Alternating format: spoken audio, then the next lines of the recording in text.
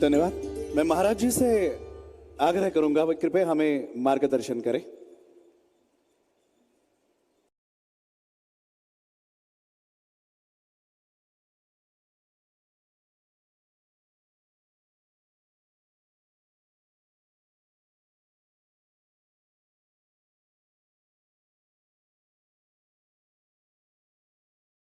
नमो देव्ये महादेव्ये सुरभ्यै च नमो नमः। गवाम बीज स्वरूपाय नमस्ते जगदम्बिके। नमो राधा प्रियाय च पद्मांशाय नमो नमः। नमो कृष्ण प्रियाय च गवां मात्रे नमो नमः।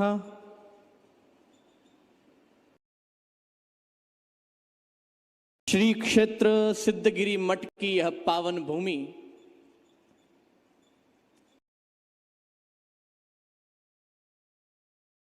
समूचे भारतवर्ष में जिस भूमि का, जिस मठ और जिस परंपरा का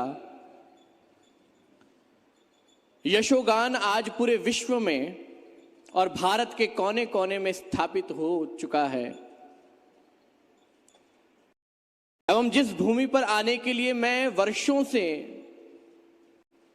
मन में लालायित था, मन में बड़ी इच्छा थी कि इस भूमि का दर्शन मैं भी करूं, एक बार इस भूमि पर आकर के इस भूमि को मैं वंदन कर पाऊं।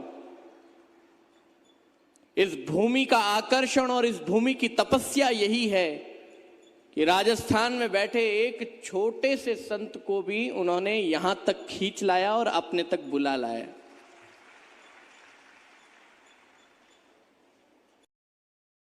जब इस कार्यक्रम का मुख्य टाइटल, मुख्य शीर्षक हम पढ़ते हैं, तभी पता चलता है कि ये भूमि पूरे विश्व को किस ओर ले जाने का आह्वान कर रही है। जब हम इस कार्यक्रम के प्रमुख स्लोगन की ओर बढ़ते हैं, पंचभूत पंच महाभूत लोकोत्सव,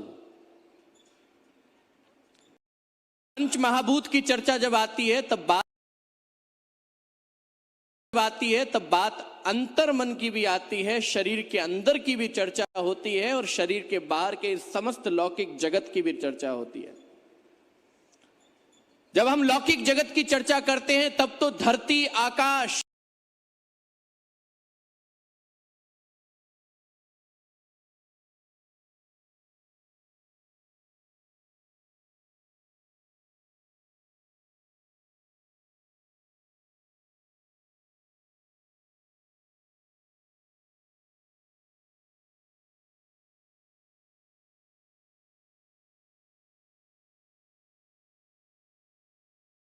इतना ध्यान, पृथ्वी की भी प्रधानता है, अर्थात भूमि की भी प्रधानता है, जल की भी प्रधानता है, अग्नि की भी प्रधानता है, वायु की भी प्रधानता है, क्योंकि श्वासा की कर सुमिरना, कर अजप्पा जा परम तत्व को ध्यान धर सोहम आपो आप। उत्तर भारत में इस बात को बहुत ही गंभीरता से लिया जाता है। जब हम शरीर के अंदर इन पंच महाभूत की व्याख्या करने के लिए आगे बढ़ते हैं और जब आत्म मंथन करते हैं कि पंच महाभूत की प्रधानता इस शरीर में कितनी है, भूमि के स्थायित्व के बिना न कुंडलिनी जागृत होती है, न शरीर के अंदर पृथ्वी तत्व के बिना इस शरीर का कोई भी सगुण क्रियाएं साध्य होती हैं। वहीं इस शरीर के अंदर जल की प्रधानता के बिना न शरीर की शीतलता बरकरार रहती है। जब अग्नि तत्व की बात की जाए तो जठरा अग्नि के बिना न भोजन पचे, न अग्नि तत्व के बिना शरीर ऊर्जा को प्राप्त होवे। जब बात शरीर को साधने के लिए या फिर अलौकिक तत्व को प्राप्त करने के लिए अगर किसी रस्सी को, किसी नेति को प्राप्त होना है तो वायु को उस रस्सी के माध्यम से साध करके, वायु को रस्सी के रूप में स्थापित करके उसी परम तत्व को प्राप्त किया जाता है। इसलिए कहा जाता है कि जो साधु हाथ में 27 मनकों की माला फेरते हैं उसको हम सुमिरना कहते हैं। तो श्वासा की कर सुमिरना, तब कर अजप्पा जाप, परम तत्व को ध्यान दर सोहम आपो आप। तब उस सोहम को प्राप्त करने की चेतना जागृत होती है और वो पंच महाभूत के उस आंतरिक तत्वों को जाने बिना प्राप्त नहीं कर सकते। श्री क्षेत्र यह सिद्धगिरी मठ 1350 वर्षों से इसी पंच महाभूत को, शरीर के आंतरिक चेतना को जागृत करने का कार्य तो करता ही रहा, लेकिन जब यहां आकर के रास्ते में, मार्ग में मैंने यहां पर मेरे साथी लोगों से पूछा कि यहां पर क्या क्या प्रकल्प होते हैं, तब मुझे जानकारी में आया कि इन्हीं पंच महाभूत की जो साधना यहां के सिद्धों ने शरीर के आंतरिक तत्वों को जागृत करने के लिए किया, लेकिन परम पूज्य काट सिद्धेश्वर स्वामी जी महाराज ने इन्हीं पंच महाभूतों को शरीर के बाहर के लौकिक जगत को सुधारने के लिए भी उपयोग में लेने का कार्य किया है। और न सिर्फ आंतरिक चेतना को जागृत करने का कार्य किया, अथवा बाहरी रूप में भी पृथ्वी को कैसे सुदृढ़ किया जाए, पृथ्वी को कैसे संरक्षित किया जाए, भूमि को कैसे शुद्ध किया जाए। क्योंकि जिस प्रकार से मानवों द्वारा हमारी व्यक्तिगत स्वार्थ में निहित रह करके हम लोग जिस तरह से भूमि का विघटन कर रहे हैं, उसको संरक्षित करने के लिए पूज्य काट सिद्धेश्वर स्वामी जी महाराज जैसे महापुरुष आगे आते हैं। भूमि की संरक्षण, जल का संरक्षण, जल का संवर्धन, यहां तक कि लाखों की संख्या में पेड़ पौधों को लगाकर पर्यावरण को संरक्षित करने का, इसी पंच महाभूत को पुनः जागृत अवस्था में लाने का कार्य करने का एक संकल्प उठाने का कार्य हमारे परम पूज्य काट सिद्धेश्वर स्वामी जी महाराज करते हैं।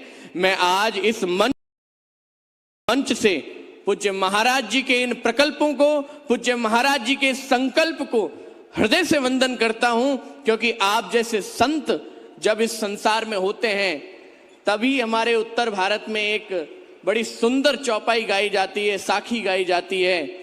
आग लगी संसार में झुर झुर परे अंगार, संत न होता जगत में तो जल मरता संसार। ऐसे संत नहीं होते इस संसार में तो इस पंच महाभूत की व्यवस्था को, इसकी ताकत को समाज को समझाने के लिए कौन आता।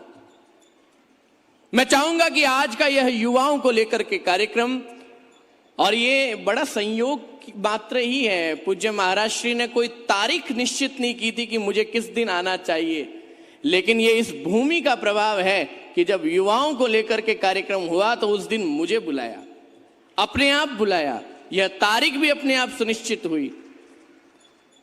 मेरा मन और मेरा हृदय तो यहां पर पूरे कार्यक्रम को अपनी आंखों से मैं देख पाऊं, स्वयं यहां रह करके इस कार्यक्रम को जी पाऊं, उसके लिए लालायित है। लेकिन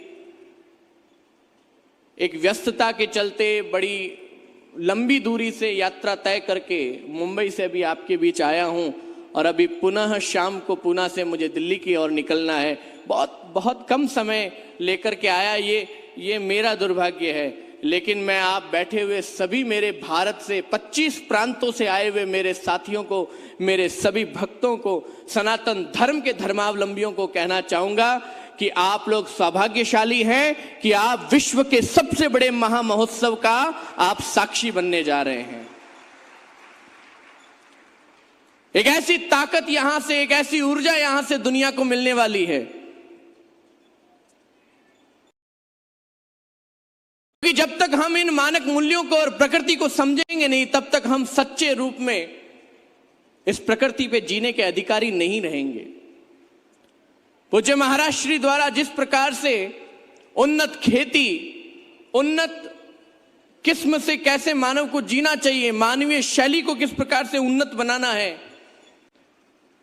मानव जीवन को किस प्रकार से साध्य करके उस परम चेतना की ओर ले जाना है, इन सभी प्रकल्पों को सामूहिक तौर पे जोड़ करके जो कार्य किया जा रहा है, चाहे छोटे छोटे बच्चों को गुरुकुल के माध्यम से, श्री सिद्धगिरी गुरुकुल के माध्यम से, या फिर सिद्धगिरी आरोग्य धाम की स्थापना करके सभी को आयुर्वेद से, सनातन धर्म की उस पौराणिक विधाओं से जोड़ने का कार्य किया जा रहा हो। और इतना ही नहीं, कई प्रकार के रिसर्च सेंटर भी इस स्थान पर खोले गए हैं, जिसपे हमारे आने वाली पीढ़ी को हमारे सनातन धर्म, हमारी वैदिक शाश्वत धर्म से जोड़ने का कार्य पूज्य महाराज श्री के द्वारा किया जा रहा है। कौन ऐसा साधु आज के युग में सोच रहा है? बहुत बहुत गिनती के ऐसे संत हैं जो गाय, गंगा, गीता, सारे विषयों पर बड़ी बारीकी से कार्य कर रहे हैं। चाहे गौ माता के गौ संरक्षण और गौ संवर्धन का कार्य हो। मुझे बताया गया कि पूज्य महाराज श्री के द्वारा गायों को लेकर के जो कार्य किया गया है, वो दक्षिण भारत में आने वाले समय में बहुत बड़ा आमूलचूल परिवर्तन लाएगा। मुझे ये भी जानकारी मिली कि जिस प्रकार से ऑर्गेनिक फार्मिंग के द्वारा, ऑर्गेनिक रूप से कृषि के द्वारा पूज्य महाराज श्री जो एक कृषक क्रांति दक्षिण भारत में लेकर के और पूरे उत्तर भारत में इस क्रांति को ले जाने का कार्य कर रहे हैं, ये भी हमारे लिए बहुत प्रेरणादायी है। पूज्य महाराज जी ने यहाँ पर इंडियन ग्राम जीवन म्यूजियम की एक जो प्रदर्शनी लगाई है, उसका भी दर्शन आप लोग करेंगे। और ऐसा ही नहीं कि ये कार्यक्रम प्रथम बार हुआ है। 2015 में जब भारतीय संस्कृति उत्सव हुआ था, तब मुझे ज्ञात है कि 17 लाख लोगों ने उस कार्यक्रम का लाभ लिया था, उस कार्यक्रम से प्रेरणा ली थी। और मैं विश्वास के साथ कहता हूं कि आने वाले समय में इसी भूमि पर, इसी स्थान पर अगले 5-7 दिनों में लाखों की संख्या में करीब 5 मिलियन से भी ज्यादा लोग इस भूमि पर आएंगे और यहां पर नए नए आयामों को प्राप्त होंगे, सनातन धर्म और वैदिक संस्कृति को समझने का कार्य करेंगे। मैं अधिक कुछ नहीं कहूंगा, क्योंकि और भी अन्य कई विषयों पर बोलने वाले वक्ता यहां पर हैं। मेरे पास समय भी बहुत कम है। मुझे यहां से अभी सारी प्रदर्शनियों को, इस पूरे उत्सव को जितने देर तक मैं देख सकता हूं अपनी आंखों से मैं संजो करके जाना चाहता हूं, क्योंकि हम जैसे युवा सन्यासी यहां से और पूज्य स्वामी जी से प्रेरणा लेकर, हमारे पास अभी बहुत बड़ा लंबा जीवन पड़ा है। जब ये देखेंगे, समझेंगे, जानेंगे और आत्मसात करेंगे, तभी तो आने वाली पीढ़ी को और ऐसे नए आयामों से जोड़ने का कार्य कर पाएंगे। मैं आप सभी का बहुत बहुत आभारी हूं, पूज्य महाराज श्री का आभारी हूं कि मुझे इस मंच पर आपने बुलाया, इस सभा के बीच मुझे बोलने का अवसर प्रदान किया। और उससे भी बड़ी बात, पंच महाभूत लोकोत्सव की जब चर्चा होगी, तब उसका एक छोटा अंग मैं भी बन पाया, ये मैं बड़े गर्व के साथ कह पाऊंगा।